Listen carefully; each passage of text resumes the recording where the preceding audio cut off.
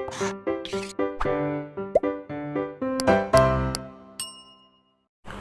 Students, blueprint digital में आपका स्वागत है। बच्चों, मैं आपका फिजिक्स टीचर अनुज शर्मा। तो बच्चों, जैसे पिछली क्लास में हमने समविभव प्रस्थ के बारे में पढ़ा था और समविभव प्रस्थ की हमने विशेषताएं पढ़ी थी। तो उसकी 3 या 4 विशेषताएं थी जो हमने बहुत अच्छी तरीके से पढ़ी थी। ठीक है स्टूडेंट।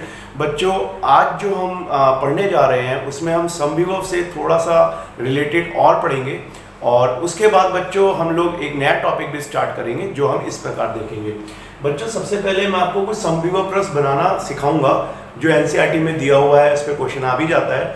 एक तो बच्चों, एकल आवेश का समविभव प्रस्थ कैसा होगा, ये हमें ड्रॉ करने के लिए भी आ सकता है। इसको हम बहुत ध्यान से देखेंगे। ठीक है बच्चों। दूसरा जो हम देखेंगे वो है वैद्युत द्विध्रुव व 2 समान आवेशों का समविभव प्रस्थ कैसा होगा। इसका मतलब बच्चों, वैद्युत द्विध्रुव का मतलब आप समझ सकते हैं, एक ऋणात्मक चार्ज होगा आवेश, एक धनात्मक आवेश होगा, समान आवेश के होंगे।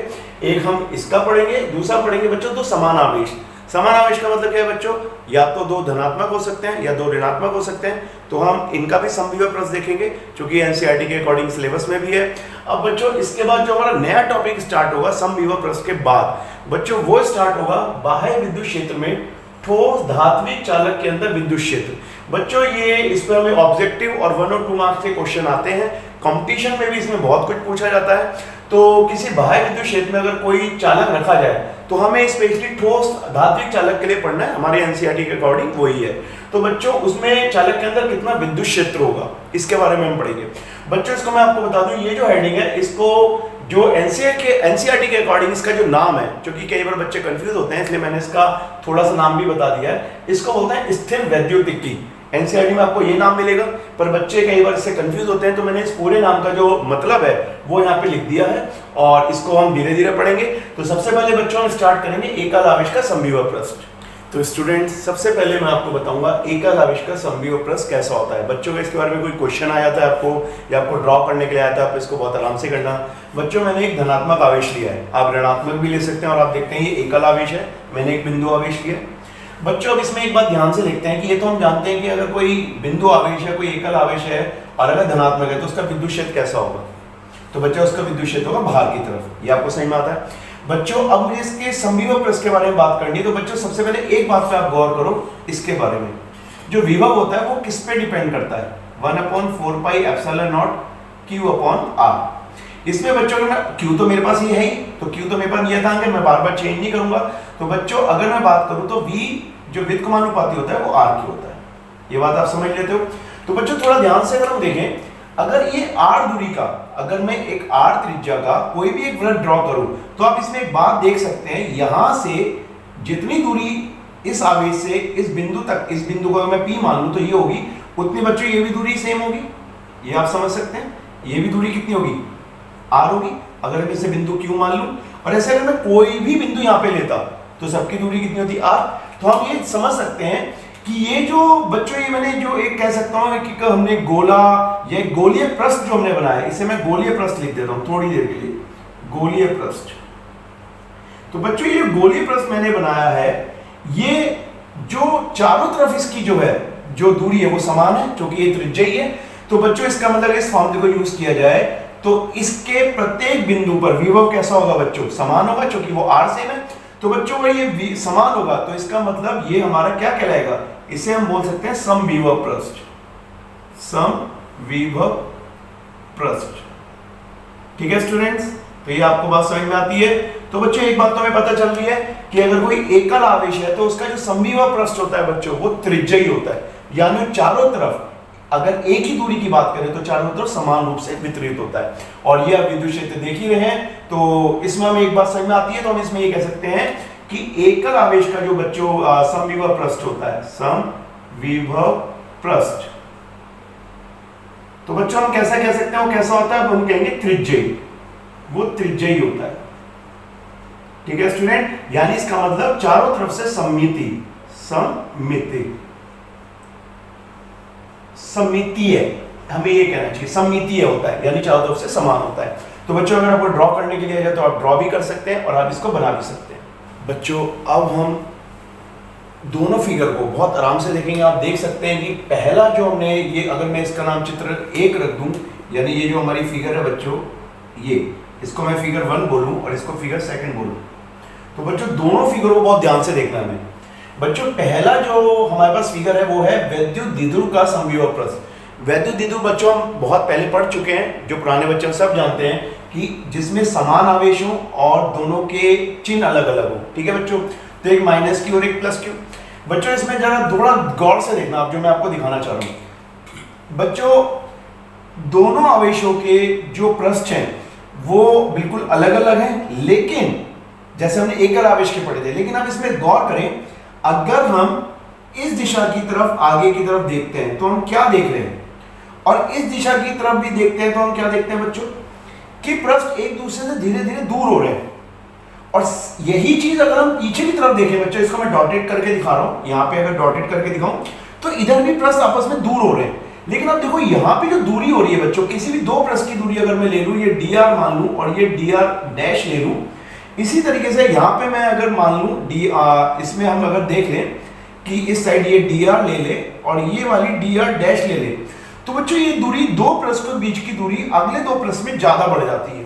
ठीक है बच्चों, जो कि यहां नहीं दिखाई दे रहा हमें। ऐसा क्यों है?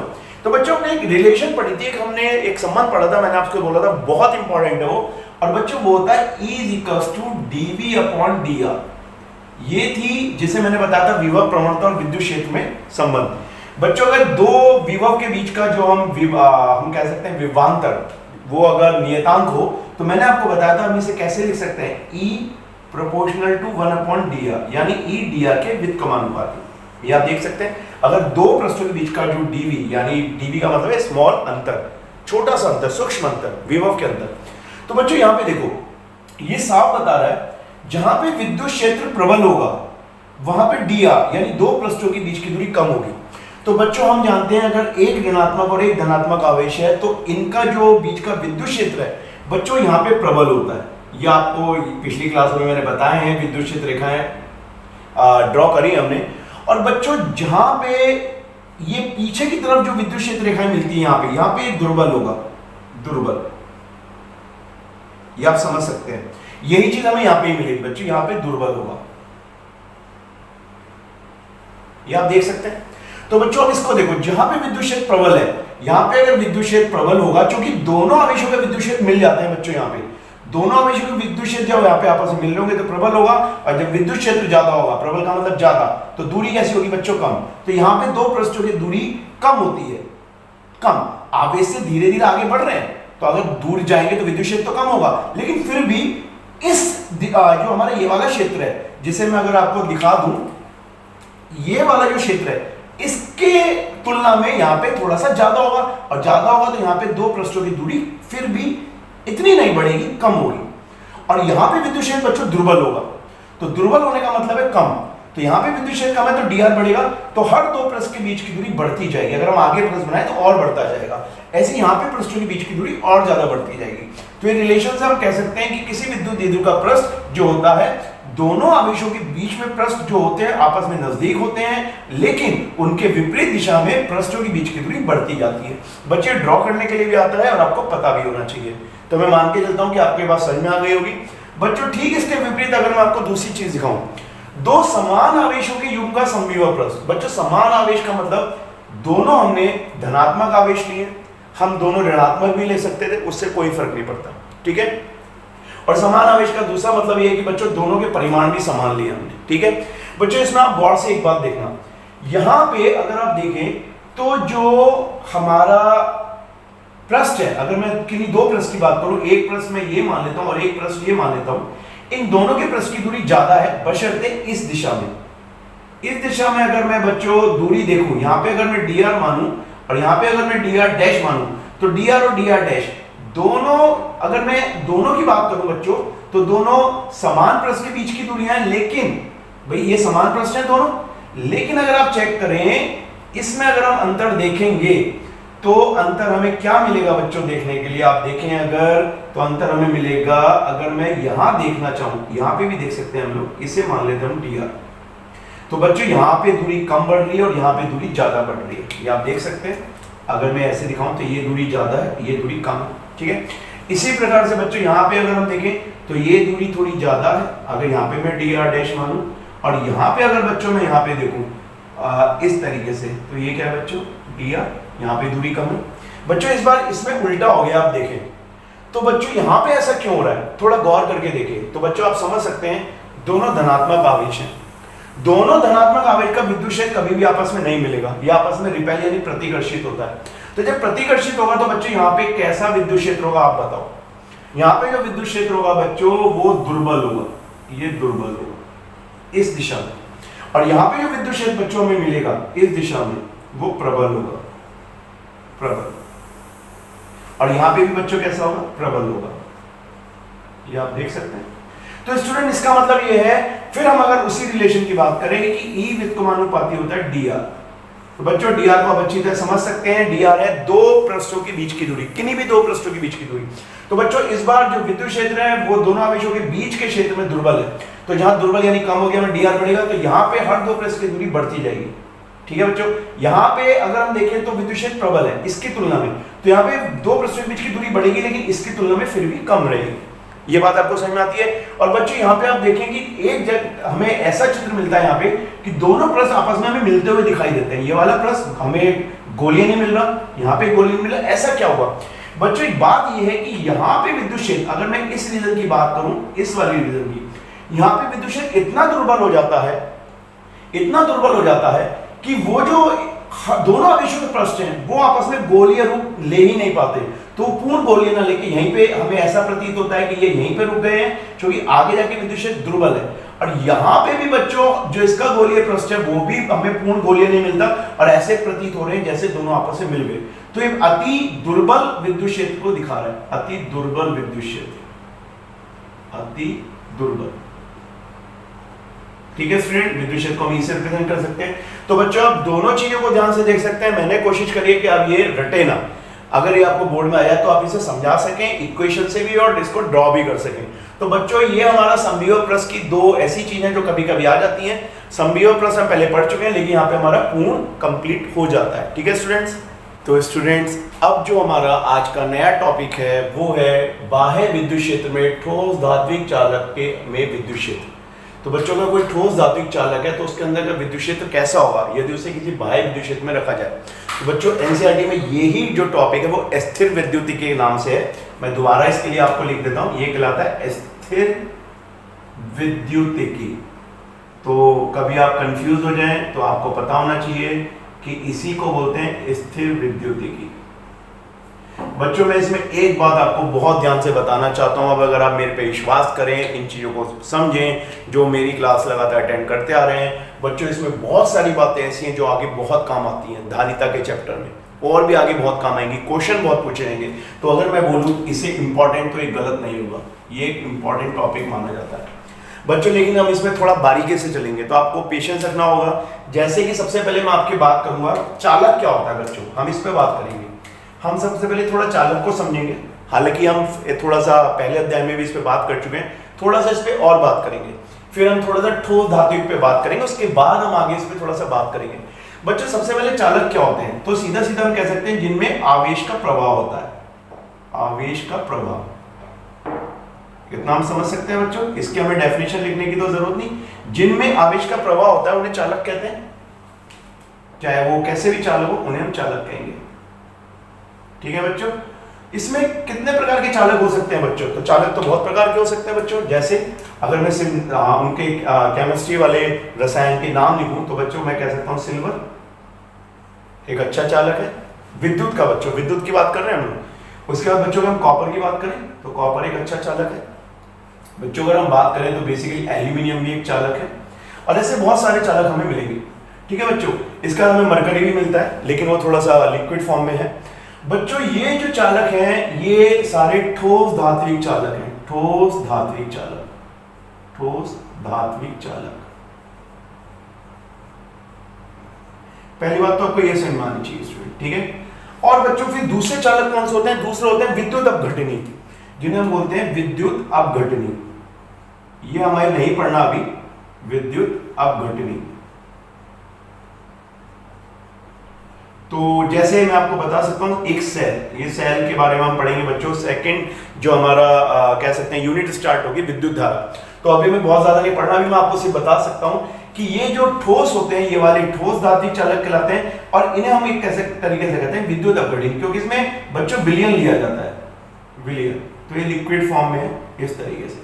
ठीक है बच्चों, तो ध्यान देने वाली बात है बच्चों, अभी हमें इस चैप्टर में इसके बारे में ज्यादा जानकारी नहीं लेनी है, इसको हम पढ़ेंगे अच्छी तरह, बस हम सेकंड यूनिट में पढ़ेंगे। ठीक है स्टूडेंट, तो बच्चों अगर हम इसकी बात करें, ठोस धात्विक चालक कौन कौन से, सिल्वर, कॉपर, एल्यूमिनियम, तो इसमें सबसे पहले हम इनके बारे में पढ़ेंगे कि इनके अंदर जो आवेश होता है, कब ये उदासीन होते हैं, और अगर इन्हें विद्युत क्षेत्र में रखा जाता है तो इनके जो आवेश है किस प्रकार से वितरित होते हैं, तब हम उसके बारे में और इनकी कंडीशन पढ़ेंगे। ठीक है स्टूडेंट्स, तो सबसे पहले बच्चों मैं आपको एक छोटी सी बात बताना चाह रहा हूं, अभी मैं इस पे नहीं आ रहा हूं, इसमें बहुत अच्छे पॉइंट्स हैं, लेकिन उससे पहले हमको जान जाए बच्चों। मैं अगर आपको एक चालक इस तरह से हम बना लें कि हमारे पास कोई भी चालक का टुकड़ा है, कोई भी कॉपर का किसी भी तरीके का टुकड़ा हो सकता है। ठीक है स्टूडेंट, तो हमारी जो हेडिंग है बाह्य विद्युत क्षेत्र की है, लेकिन अभी मैं मानता हूं कि सपोज बाह्य विद्युत क्षेत्र अनुपस्थित है, बाह्य विद्युत क्षेत्र अनुपस्थित, ठीक है स्टूडेंट, तो अगर कोई बाह्य विद्युत क्षेत्र नहीं है, इस टाइम इस चालक के अंदर कैसे कैसे आवेश होंगे, किस प्रकार होंगे, ये थोड़ा सा हमें समझना जरूरी है बच्चों। तो बच्चों अगर मैं बात करूं इसमें, तो आपको पता है कोई भी वस्तु जो है एटम से मिलकर बनी है, तो इसके अंदर एटम होंगे इस प्रकार, और बच्चों का जितना इस पे जो मैंने बताया, एक तरह से आप ये कह सकते हैं, मैंने अंदर नाभिक में आवेश दिखाया धनात्मक, तो जितना धनात्मक आवेश होगा बच्चों, उतना ही उसमें क्या होगा, आप समझ सकते हैं, उतना ही उस पर ऋणात्मक आवेश होगा इस प्रकार। तो बच्चों इसके जितने भी परमाणु होंगे वो सब इसी प्रकार होंगे, इस प्रकार ऐसे परमाणु होंगे। इसको बच्चों में सिर्फ समझना है, यहाँ पे मैं कोई ऐसा डायग्राम नहीं बना रहा कि मैं उसको बिल्कुल क्लियर करके बनाऊं कि कितने होंगे, सिर्फ हम यहाँ पे लेके चल रहे हैं कि इसके पास इस तरह से परमाणु होंगे, ये आप देख सकते हैं। तो बच्चों अगर मैं गौर से आपको एक बात बताऊं, हर एटम के पास जितना धनात्मक आवेश होगा उतना ही ऋणात्मक आवेश होगा, ये आप समझ सकते हैं। तो बच्चों इस स्थिति में जब कोई विद्युत क्षेत्र हमने लगाया ही नहीं है, तो इस केस में इस पे कितना आवेश है, तो बच्चों ये तो उदासीन है, इस पे कोई भी नेट आवेश नहीं है, नेट आवेश शून्य, और हम कह सकते हैं उदासीन। तो ये बात आपको समझ में आती है, ये एक चालक की प्रक्रिया है जो मैंने आपको नॉर्मल चीज इस तरीके से बताया है। अब बच्चों थोड़ा सा अगर हम ध्यान से चले कि अगर मैं सपोज करो इसमें अगर हम ये मान के चलें कि इसको किसी विद्युत क्षेत्र में रखा जाता, तो इसमें किस तरीके से आवेश का वितरण होता, तो इसको मैं थोड़ी देर के लिए यहां पे बताना चाहूंगा आपको। यहां पे अगर मैं थोड़ी देर के लिए आपको बताना चाहूँ, तो बच्चों सपोज करो मैं आपको पहले हम थोड़ा सा इसकी प्रक्रिया इसलिए समझ रहे हैं, उसके बाद हम इनकी कंडीशन समझेंगे कि ये क्या चीज है। तो बच्चों अगर मैंने यहाँ पे एक ऐसी प्लेट ले ली, आप सब समझिए, यहाँ पे मैंने एक प्लेट ले ली इस तरीके से ये, और इसको मैंने सपोज करो धनात्मक आवेश दे दिया, ये धनात्मक आवेश है इस प्रकार। ठीक है बच्चों, तो आप जानते हैं धनात्मक आवेश जो होगा, अगर मैं यहां पे कोई ये चालक रख दूं, यहां पे ये चालक रख दिया मैंने, ये चालक, तो बच्चों क्या होगा इस चालक पे, तो आप देखें जरा, जितने भी इसके परमाणु के इलेक्ट्रॉन होंगे, इस परमाणु के जितने भी इलेक्ट्रॉन होंगे इस चालक के अंदर, ये मैं आपको थोड़ा सा ज्यादा नहीं बस थोड़ा सा दिखा रहा हूं इस तरीके से, और जितने भी इसके अंदर इलेक्ट्रॉन होंगे इस प्रकार, और ये कौन से इलेक्ट्रॉन होंगे बच्चों, तो सबसे इंपॉर्टेंट चीज है बच्चों, ये होते हैं संयोजी इलेक्ट्रॉन, संयोजी इलेक्ट्रॉन, जिन्हें बच्चों हम कभी कभी मुक्त इलेक्ट्रॉन भी कहते हैं, मुक्त इलेक्ट्रॉन, ये मुक्त इलेक्ट्रॉन भी कहलाते हैं। आपको ये बात ध्यान रखनी है, ये मुक्त इलेक्ट्रॉन कहलाते हैं। इन्हें मुक्त क्यों बोला जाता है बच्चों, मैं यहाँ पे थोड़ा सा आपको बता दूं बच्चों। अब थोड़ा सा ये जो प्रक्रिया मैं आपको समझा रहा हूँ, ये थोड़ा ध्यान से समझ लो, ये आगे तक काम आएगी बच्चों। जैसे हम किसी ऐसे बाह्य क्षेत्र के अंदर इसे रख देते हैं, तो बच्चों बाह्य क्षेत्र के अंदर क्या होता है, जो मुक्त इलेक्ट्रॉन होते हैं बच्चों, मुक्त इलेक्ट्रॉन का मतलब है किसी एटम के सबसे बाहर की जो कक्षा के जो इलेक्ट्रॉन होते हैं, जिन्हें हम संयोजी मुक्त इलेक्ट्रॉन कह सकते हैं बच्चों, वो इस धनात्मक आवेश की वजह से अपने एटम को छोड़ देते हैं। उन्हें बहुत कम एनर्जी चाहिए, चालक के अंदर एक खास बात होती है बच्चों, और ये भी अपने एटम को छोड़ देंगे।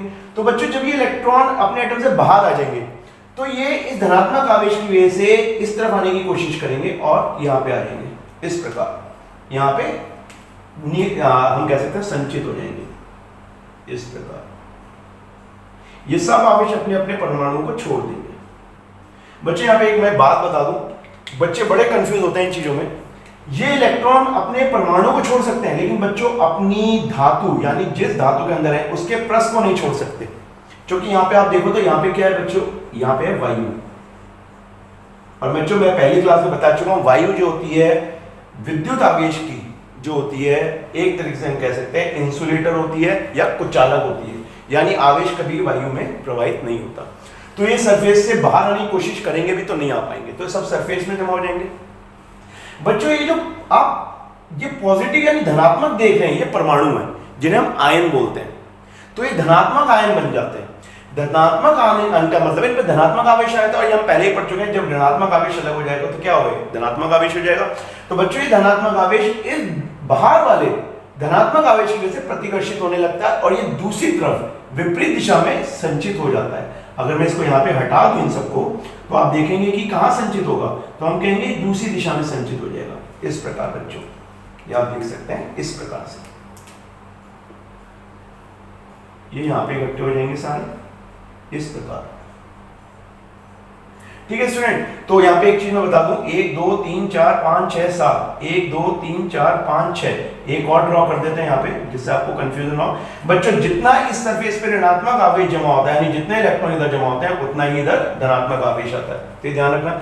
तो बच्चों ये प्रक्रिया हमने देख ली कि ये प्रक्रिया क्यों हुई, क्योंकि किसी चालक के अंदर जो मुक्त इलेक्ट्रॉन होते हैं वो बाहर के किसी विद्युत क्षेत्र की वजह से उसके पृष्ठ पे जमा हो जाते हैं। और बच्चों ये ऐसा होता क्या है ये भी मैं आपको बता दूं, बेसिकली आप समझ सकते हैं, एक फार्मूला होता है विद्युत क्षेत्र के अंदर जो बल लगता है किसी आवेश पे, वो लगता है Q × E। ये आप अच्छी तरह समझ सकते हैं। तो जब आप इस मामले को समझेंगे, ये हम पढ़ चुके हैं बच्चों, तो इस मामले को अगर आप समझेंगे तो सोच के देखिए, जैसे यहाँ का बाहर का विद्युत क्षेत्र अंदर जाने की कोशिश करता है, ये विद्युत क्षेत्र है बच्चों, इस प्रक्रिया को बच्चों अगर आपने समझ लिया तो आपको कभी दिक्कत नहीं आएगी।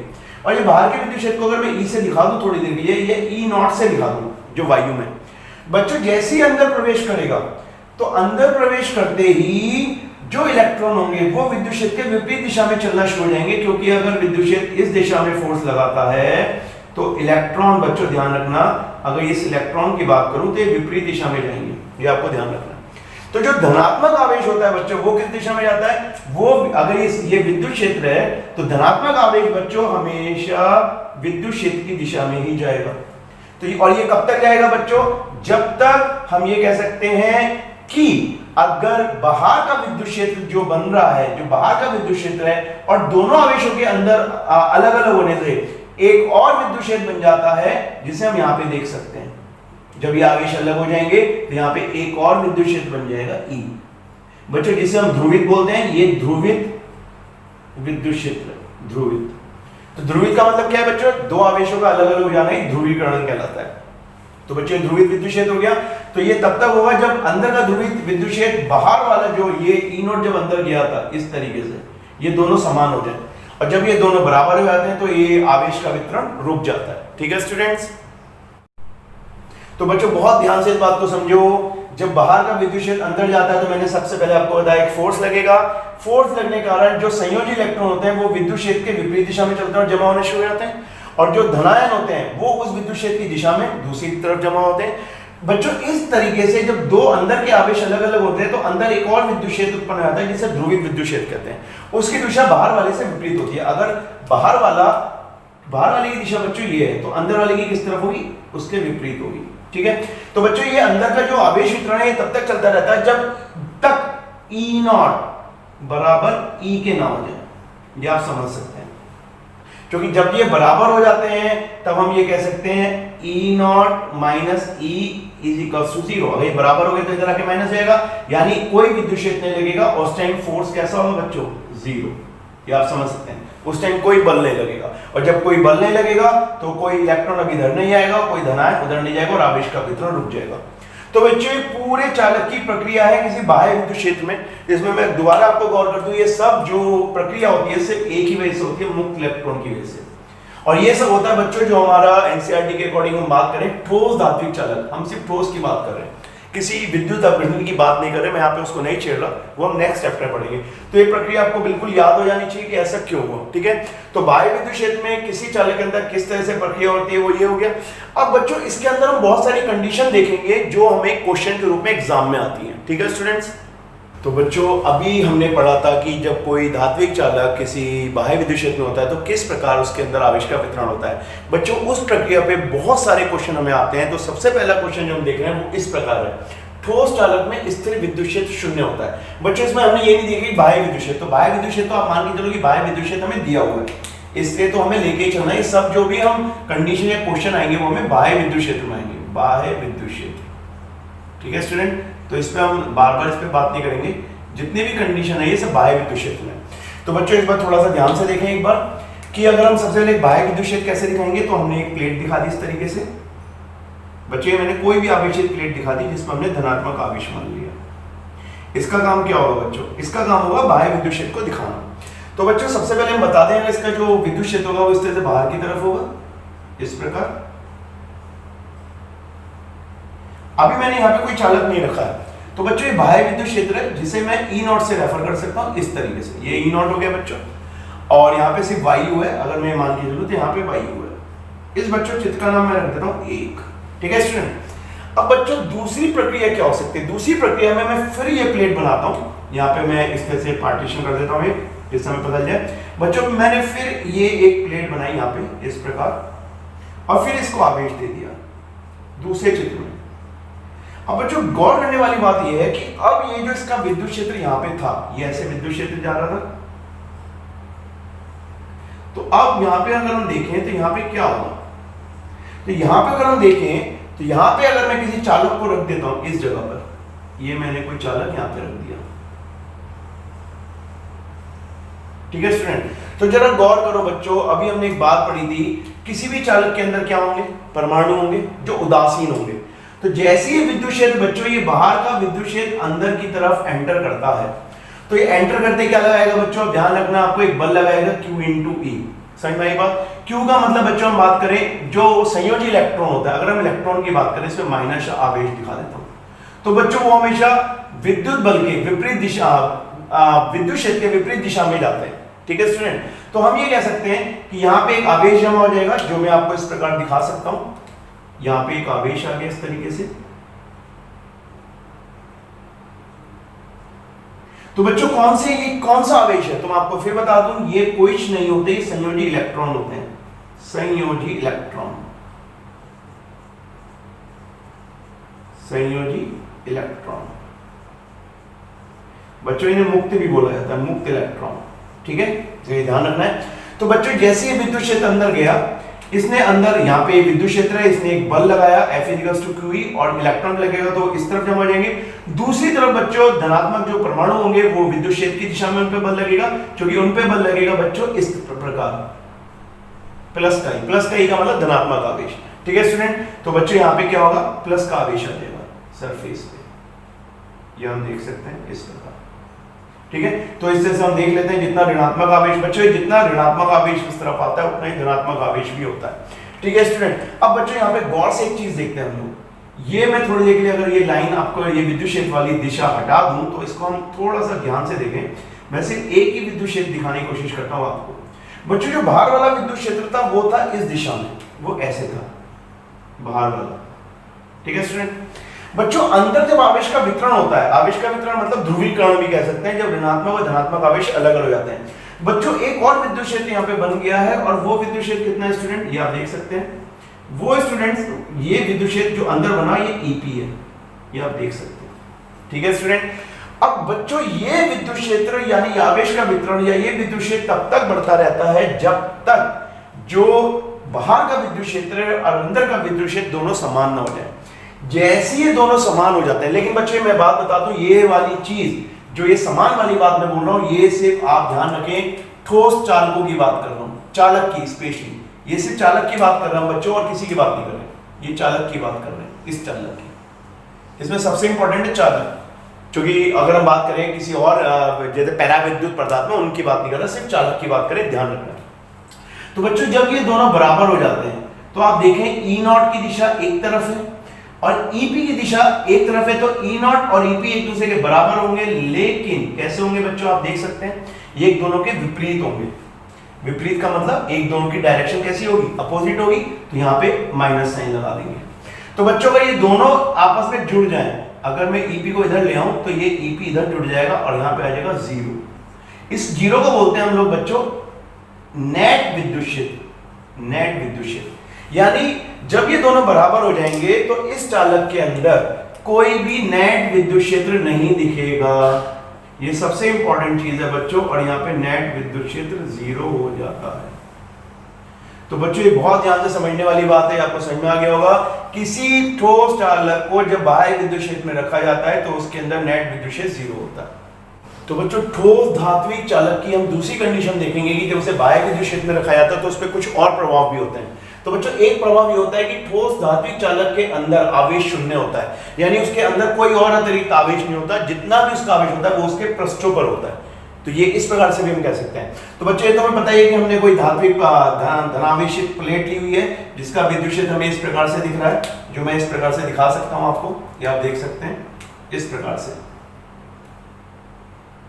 तो बच्चों अब मैं आपको बताना चाहता हूं कि हम कैसे बताएं कि जब किसी चालक को, ये कोई ठोस धात्विक चालक है, ठोस चालक, तो बच्चों ये हम कैसे प्रूव करें कि इसके अंदर कोई भी आवेश नहीं है, यानी इसके अंदर Q जीरो है। हमें ये बताना है कि Q जीरो है, ठीक है स्टूडेंट। अब बच्चों इसके लिए हम एक मैथमेटिक्स की अगर सहायता लें तो ज्यादा बेटर है, हम इसको थ्योरेटिकल ना करके इसको मैथ्स के अकॉर्डिंग करें।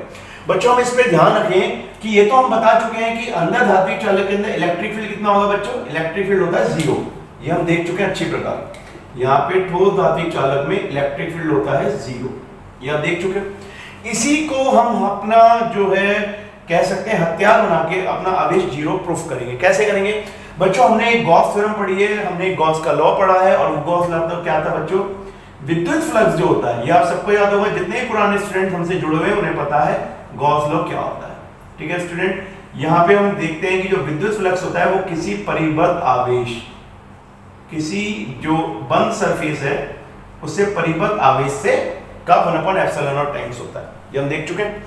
बच्चों अब एक बात बताएं, अगर हम जहाँ पे कि यहाँ पे अब ये हमें जीरो प्रूफ करना है तो हमें नहीं पता है क्या होगा, हम कहते हैं विद्युत क्षेत्र तो जीरो है तो हमें पता है। अब बच्चों अगर इस समीकरण को हम यूज करें, इस वाले समीकरण को जरा ध्यान से देखें, तो अगर हम यहाँ पे इसको खोल दें थोड़ी देर के लिए तो ये कैसे खुलेगा, ये खुलेगा E ds cos थीटा बराबर Q/ε, ठीक है स्टूडेंट। बच्चों ये हमें पता है कि अगर हम यहाँ पे देखें कि कोई भी आवेश यहाँ पे अगर आप देखें तो क्या अगर यहाँ पे मैं एक काल्पनिक पृष्ठ बनाऊं इस प्रकार, तो क्या यहाँ पे मुझे कोई विद्युत फ्लक्स मिलेगा बच्चों, क्या यहाँ पे कोई फ्लक्स है मेरे पास, क्या यहाँ पे मुझे कोई नेट फ्लक्स मिलेगा बच्चों। यहाँ पे मुझे नेट फ्लक्स नहीं मिलेगा क्योंकि यहाँ पे E जीरो है, हर जगह E जीरो है। तो बच्चों जब E जीरो हो गया, आप ये देखिए E जीरो है उस चालक के अंदर, तो इसका मतलब उसका जो नेट फ्लक्स है बच्चों, नेट फ्लक्स वो कैसा हो गया बच्चों, जीरो हो गया वो भी, ये तो आप समझ सकते हैं।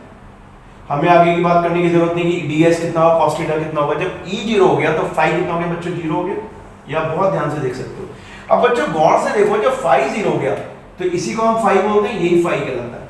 तो जब फाई जीरो हो गया तो हम इससे देख सकते हैं समीकरण सेकंड से कि ये फाई जीरो हो गया, यहाँ पे किसके लिए से E जीरो है, तो यहाँ पे बच्चा Q/ε0।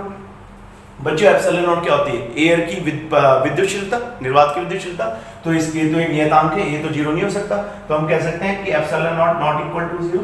तो बच्चों जीरो क्या हुआ, Q जीरो हुआ, Q परिबद्ध आवेश बराबर जीरो।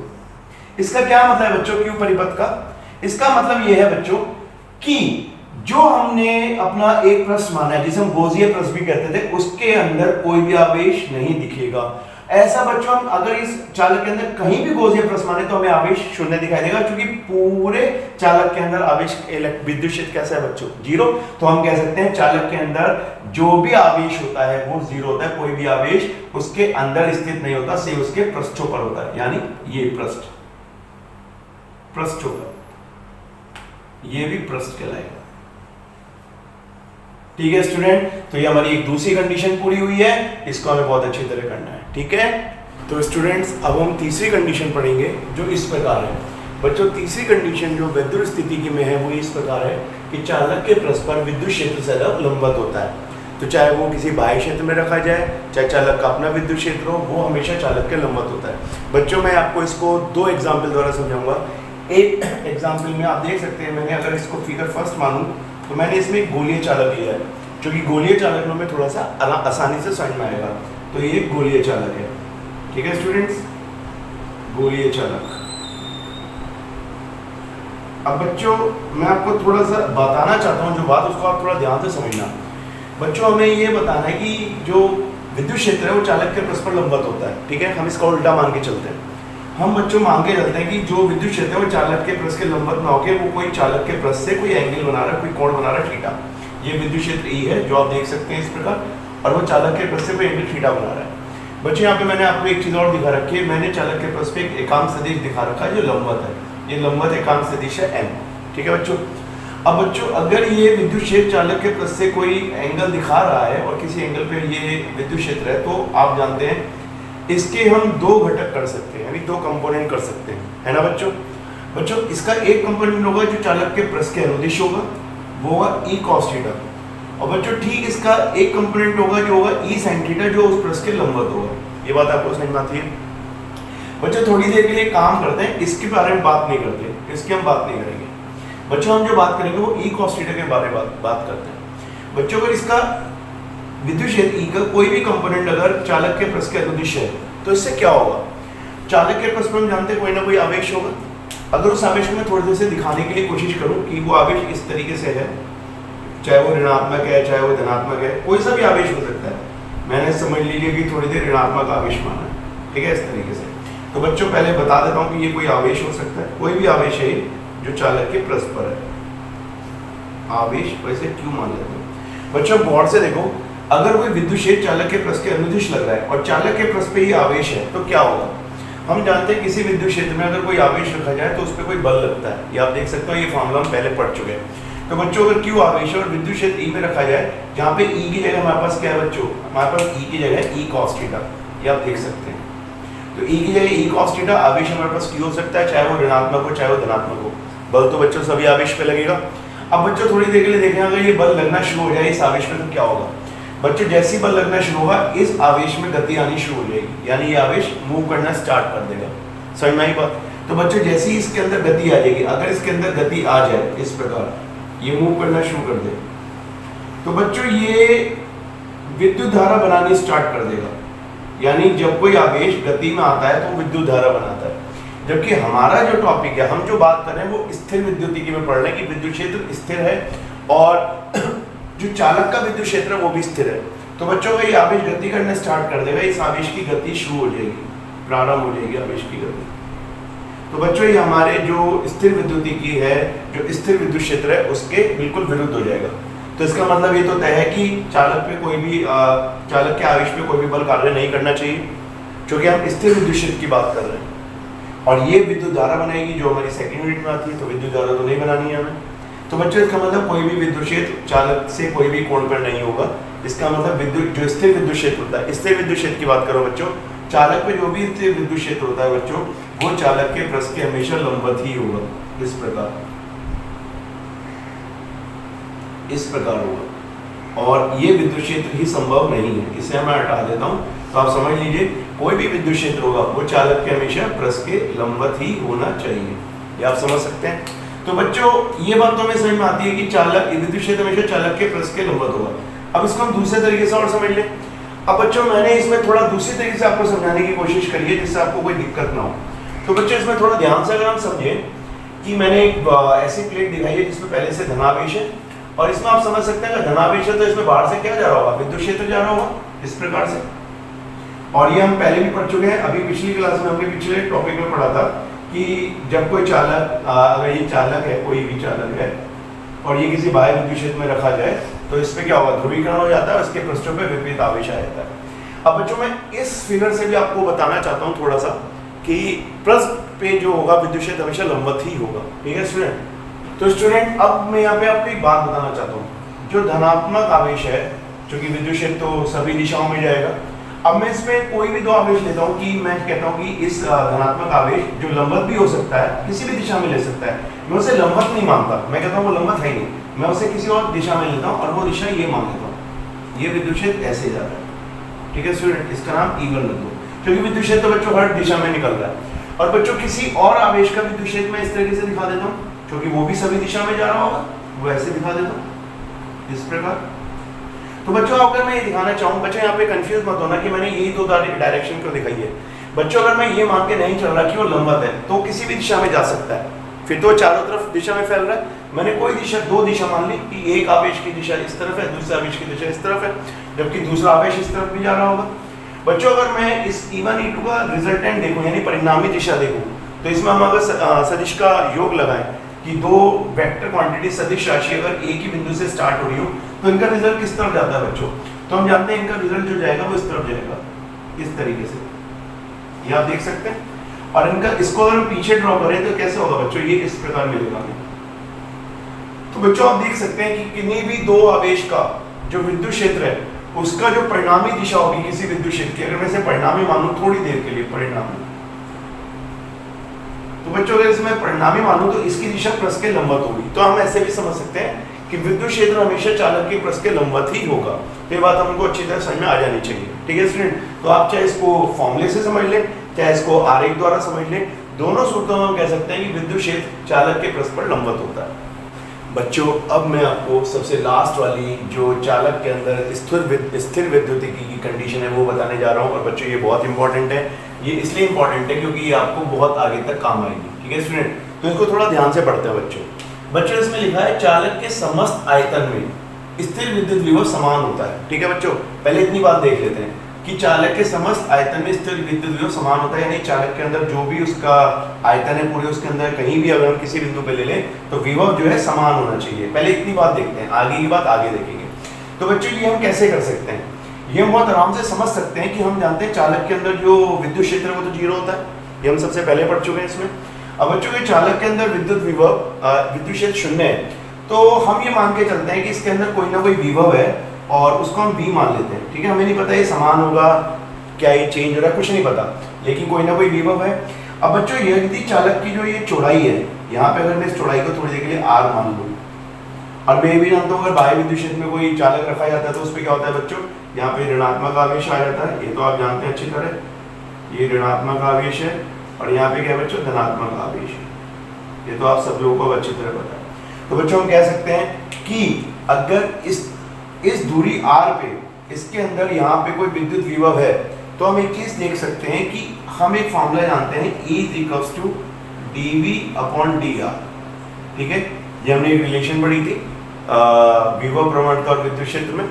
तो बच्चों ये बताता है कि दूरी के साथ विभव हमेशा क्या होता है, घटता है या बढ़ता है, यानी चेंज होता है। तो बच्चों अगर मैं यहाँ पे देखूं किसी क्षेत्र में, अगर मैं इसे अपने चालक के अंदर के लिए समीकरण लगाऊं तो मैं कह सकता हूं हमारे पास चालक के अंदर क्या है बच्चों, विद्युत क्षेत्र 0 है। अगर चालक के अंदर विद्युत क्षेत्र 0 है बच्चों तो क्या होगा, हमारे पास जो इक्वेशन बनेगी वो ये बनेगी dV/dr बराबर 0। बच्चों थोड़ी देर के लिए सोचिए कि ये अगर मैं इसको ऐसे लिखना चाहूँ तो क्या मैं इसे ऐसे लिख सकता हूँ, d/dr और V ब्रैकेट में ले लें। इसका मतलब है हम V का क्या कर रहे हैं बच्चों, अवकलन कर रहे हैं, और जो दूरी के रेस्पेक्ट में वो क्या आ रहा है, 0 आ रहा है। तो बच्चों किसी राशि का अगर अवकलन 0 आता है तो वो खुद राशि कैसी होती है, नियतांक। ये बात तो हमें समझ में आती है, वो राशि कैसी है, नियतांक। तो इससे हमें साफ साफ ये तो पता चल रहा है बच्चों, जो हमने मैथ्स लगाया, जो भी हमने समीकरण लगाई अपनी, कि पूरे चालक के अंदर जो है V जो है नियत रहेगा। तो ये तो हमें समझ में आ गया कि चालक के अंदर कभी भी विभव चेंज नहीं होता। ठीक है बच्चों, और ये कब बात हो रही है बच्चों, मैं आपको फिर बता दूं, ये हम बात कर रहे हैं बाह्य विद्युत क्षेत्र में। तो ये बात आपको समझ में आनी चाहिए, बाह्य विद्युत क्षेत्र में। ठीक है स्टूडेंट, अब बच्चों थोड़ा सा ध्यान से एक बात और समझिए, जो हमारी अगली बात है कि तथा इसका मान परस्पर भी समान होता है, यानी जो विभव का मान चालक के अंदर होगा वो इसके परस्पर होगा। तो ये बात अब हम देख लेते हैं थोड़ा ध्यान से इसे, कि ये बात क्या कहना चाह रहा है कि जितना मान उसके चालक के अंदर होगा उतना ही मान उसके परस्पर होगा। तो इसलिए हम थोड़ा सा ध्यान से समझेंगे ये बात क्या कहना चाह रही है। बच्चे इसमें थोड़ा सा बात ध्यान से हम समझें कि सबसे पहले तो हम ये देख लें कि परस्पर विभव समान होगा या बदलेगा। इस बात को देख लें कि परस्पर भी विभव समान रहता है, बदलता है। यानी अगर मैं एक पृष्ठ का नाम A रख दूं और एक पृष्ठ का नाम B रख दूं, ठीक है स्टूडेंट, तो क्या ये विभव का मान बदलेगा या सेम रहेगा, इस पे थोड़ा सा हम गौर करेंगे। ठीक है स्टूडेंट्स, बच्चों इसके लिए एक काम करता हूं, मैं आपको एक बात समझाता हूं, आप बहुत ध्यान से समझना। मैं सपोज चालक के किसी एक पृष्ठ पर, ये अगर ये ए पृष्ठ है, मैंने इस पृष्ठ का नाम ए रख दिया, और मैं इस पे कोई दो बिंदु ले लूं। मैंने एक बिंदु बच्चों ये ले लिया P, जो आपको दिख रहा होगा, और एक बिंदु ले लेता हूं बच्चों Q। ये आपको दोनों बिंदु दिख रहे होंगे बच्चों। अगर मैं मान के चलूं कि यहाँ पे मैं कोई एकांक सदिश ले लेता हूँ, एकांक सदिश कह रहा हूँ बच्चों, एकांक आवेश। मैंने एक एकांक आवेश ले लिया इस प्रकार, धनात्मक आवेश ही ले लिया इस प्रकार, एकांक धनात्मक आवेश। तो ये आपको दिख रहा होगा बच्चों। मैं इस आवेश को P से Q तक लाना चाहता हूँ, इस प्रकार P से Q तक, तो इस प्रकार लाना चाहता हूँ। तो बच्चों अगर मैं P से Q तक लाना चाहता हूँ तो आप समझ सकते हैं कि मुझे कोई कार्य करना पड़ेगा। और मैंने अगर मुझे कोई कार्य करना पड़ेगा तो बच्चों उसका फॉर्मूला क्या होगा, तो मैं जानता हूँ उसका फॉर्मूला जो होगा वो होगा W = F और डॉट S, या मैं कह सकता हूँ FS cos थीटा। ये आप समझ सकते हैं बच्चों। थोड़ा ध्यान से देखें, अगर F कितना होगा तो ये विद्युत क्षेत्र है, यहाँ पे विद्युत क्षेत्र देख रहे हैं, किसी विद्युत क्षेत्र के अंदर हमें कोई आवेश लाना पड़ रहा है। तो बच्चों किसी विद्युत क्षेत्र में कितना आवेश पर कितना बल लगता है, हम कहते हैं Q × E, जितना विद्युत क्षेत्र है। अगर इस विद्युत क्षेत्र में बाह्य विद्युत क्षेत्र E0 बताऊं तो मैं इसे E0 लिख सकता हूँ। और बच्चों जो डिस्प्लेसमेंट है, अगर यहाँ से यहाँ तक का डिस्प्लेसमेंट थोड़ी देर के लिए मैं DL मान लूँ तो ये कितना हो जाएगा बच्चों, S की जगह DL हो जाएगा। ये आपको दिख रहा होगा। P से Q तक का डिस्प्लेसमेंट यहाँ पे मैं लिख देता हूँ, P से Q का डिस्प्लेसमेंट मैंने DL मान लिया। ठीक है स्टूडेंट। अब बच्चों थीटा कितना होगा, तो आप देखें DL की डायरेक्शन हमें इस प्रकार मिल रही है P से Q, और जो विद्युत क्षेत्र वो लंबवत होगा, तो थीटा बच्चों हमारे पास कितना होगा 90। ये आप समझ सकते हैं। तो बच्चों अगर थीटा 90 हुआ तो हम यहाँ देखें, अगर Q E0 DL, और यहाँ पे अगर हम बात करें जो हमारे पास cos था वो cos 90 होगा। तो बच्चों अगर cos 90 होगा, क्योंकि थीटा कितना है बच्चों 90 है, तो cos 90 लिखेंगे हम लोग यहाँ पे DL के साथ। तो यहाँ पे हमें Q E0 DL और cos 90 होता है बच्चों 0, तो W कितना आएगा बच्चों 0। इसका मतलब क्या पता चला बच्चों, इसका पता चला कि आवेश को P से Q तक लाने में किया गया कार्य क्या होगा 0। तो बच्चों जब किया गया कार्य 0 है, इसका मतलब जो विभव है बिंदु P का वो बराबर किसके होगा बच्चों, बिंदु Q के होगा, क्योंकि कोई कार्य नहीं किया गया। और जब कोई कार्य नहीं किया गया तो दोनों का विभव कैसा है, समान। तो दोनों का विभव समान है तो हम ये भी कह सकते हैं विभवांतर कैसा है बच्चों 0, कोई भी विभवांतर नहीं है। इसका मतलब ये तो पता लग गया बच्चों हमें कि किसी भी पृष्ठ का जो विभव होगा वो समान होगा।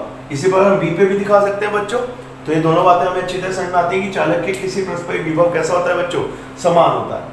ये बात जो हमें समझ में आती है बच्चों, क्योंकि B पे भी विद्युत क्षेत्र लंबवत है तो इसे मुझे दिखाने की जरूरत नहीं। अब बात ये आती है बच्चों कि अंदर का विभव और बाहर के विभव दोनों समान हो गए, ये हम कैसे दिखाएंगे, तो इसको भी हम अच्छी प्रकार समझ लेते हैं बच्चों। अब हम थोड़ा सा इस बात को समझेंगे कि अंदर का विभव और बाहर का विभव क्या दोनों सेम होंगे, यानी अगर मैं बाहर के विभव को V से दिखाऊं और अंदर के विभव को V से दिखाऊं तो क्या दोनों सेम होंगे। इस बात पर अगर हम बात करें तो बच्चों मैं थोड़ी देर के लिए आपको एक बात बताना चाहता हूं, इस फिगर से अलग हटके। थोड़ा सा ध्यान से अगर हम समझें कि जब हमारे पास सिर्फ बाह्य विद्युत क्षेत्र था, इस प्रकार हमने कोई प्लेट ली हुई थी और ये हमारे पास बाह्य विद्युत क्षेत्र था। बच्चों इसको सिर्फ समझना है आपको, ये कोई मैं मैथमेटिकली नहीं दिखा रहा हूँ, ये कोई एनालिटिकल नहीं है, ये आपको सिर्फ समझना है कि कैसे ऐसा होता होगा। बच्चों अगर मैं बताना चाहूँ कि यहाँ पे कोई हमारे पास आवेश है, तो हम जानते हैं कि जो आवेश होता है या विभव जो होता है किसी आवेश का, वो r के व्युत्क्रमानुपाती होता है दूरी के। तो जैसे जैसे इससे दूर जाते जाएंगे उस प्रकार विभव इसका घटता रहेगा। तो बच्चों अगर मैं यहाँ पे दो पॉइंट ले लूँ P और Q, तो मैं जानता हूँ यहाँ का विभव अगर मैं V1 मानूं और यहाँ का विभव V2 मानूं, तो V2 जो होगा बच्चों वो कम होगा V1 से। ये तो आप समझ सकते हैं। तो बच्चों थोड़ी देर के लिए मान के चल रहा हूँ कि सपोज करो यहाँ का विभव कितना है बच्चों 6, ये मैं सिर्फ मान के चल रहा हूँ। और यहाँ का विभव कितना है बच्चों, या यहाँ का 6 मान लेते हैं और यहाँ का थोड़ा कम मान लेते हैं 4, क्योंकि P को Q का कम होगा। और बच्चों ये सिर्फ कोई प्रूफ वाला नहीं है, सिर्फ समझने के लिए, ठीक है। अब बच्चों ये इन बिंदुओं पर मैंने कोई आवेश ये चालक कर दिया, यानी यहाँ पे हमारा जो बिंदु P था, यहाँ पे बिंदु हमारा P था। अगर यहाँ पे मैं आपको दिखाना चाहूँ इस प्रकार, यहाँ पे बिंदु P था बच्चों मेरा, ये बिंदु P यहाँ पे, ठीक है। और यहाँ पे बच्चों मेरा बिंदु Q था, यहाँ पे मेरा विभव कितना था 4 और यहाँ पे मेरा विभव कितना था 6। ये सिर्फ समझने वाली बात है। जब मैंने चालक को यहाँ पे रखा तो बच्चों जो ये ऋणात्मक आवेश है, ये इस जो कि ये जो विभव है बच्चों ये धनात्मक आवेश की वजह से, इस धनात्मक आवेश की वजह से, ठीक है। तो ये जो ऋणात्मक विभव है ये धनात्मक आवेश में कुछ कमी कर देगा। मैं मान के चलता हूं कि कुछ जो कमी करता है ये P पॉइंट पे, वो सपोज जो कमी आती है वो इसे 6 से कम करके 5 कर देता है, 5, ठीक है, इस प्रकार वो 5 हो गया बच्चों इस बिंदु P पे। अब बच्चों अगर मैं आगे की तरफ चलूं तो विभव कम हो रहा है मुझे पता है, तो यहाँ पे Q पे कितना था बच्चों, विभव 4 माना था मैंने, लेकिन बच्चों इस पृष्ठ पे जो आप देख रहे हैं वो धनात्मक आवेश है, तो धनात्मक आवेश इस धनात्मक आवेश के विभव में कुछ बढ़ोतरी करेगा। और मैं मानता हूं कि जितना इसने कमी करी थी अगर उतनी आगे चल के ये उतनी उसकी बढ़ोतरी कर दे, तो बच्चों मैं मान लेता हूं कि ये कितना हो गया, ये उतना बढ़ोतरी कर देगा तो कितना हो जाएगा, 5 हो जाएगा। भाई जितना इसने कमी करी मैं मान के चले कि उतना उसने बढ़ोतरी कर दी, तो बच्चों ये कितना हो गया, उसने एक बढ़ा दिया उसने एक कम कर दिया, तो हम कहेंगे ये 5 हो गया। ठीक है स्टूडेंट, तो ये बात हमें समझ में आती है कि बच्चे कई बार कंफ्यूज होते हैं, सर ऋणात्मक आवेश का विभव तो धनात्मक आवेश से अलग होता है, तो ये दोनों सेम कैसे हो सकते हैं। तो बच्चों ये सेम इस प्रकार से समझ सकते हैं कि इसका जो आवेश धीरे धीरे यहाँ पे कम होता है और कम होता चला जाता है, तो जो आवेश ऋणात्मक आवेश पहले प्लस पर जमा होता है वो इसमें कुछ कमी कर देता है, और जो अगले प्लस का धनात्मक आवेश है वो उसमें कुछ बढ़ोतरी कर देता है। तो दोनों आवेश कैसे हो जाते हैं बच्चों, समान होते हैं। आप देख सकते हैं ये भी 5 है और ये भी कितना है बच्चों, 5 है, तो इस प्रकार हम कह सकते हैं दोनों पृष्ठों का आवेश भी कैसा होगा, सेम होगा। तो बच्चों इसका मतलब दोनों पृष्ठ के आवेश सेम रहते हैं, ये बात तो हमें समझ में आ जाती है बच्चों। तो बच्चों जितनी सारी हमने ये विशेषताएं पढ़ी हैं स्थिर विद्युतिकी में, ये बहुत ज्यादा इंपॉर्टेंट है और बहुत ज्यादा समझने वाली है, और मैं आशा करता हूं कि आपको ये सब समझ में आया होगा। ठीक है बच्चों, इससे अगला टॉपिक जो मैं आपको बताऊंगा वो हम नेक्स्ट क्लास में पढ़ेंगे। तब तक के लिए धन्यवाद।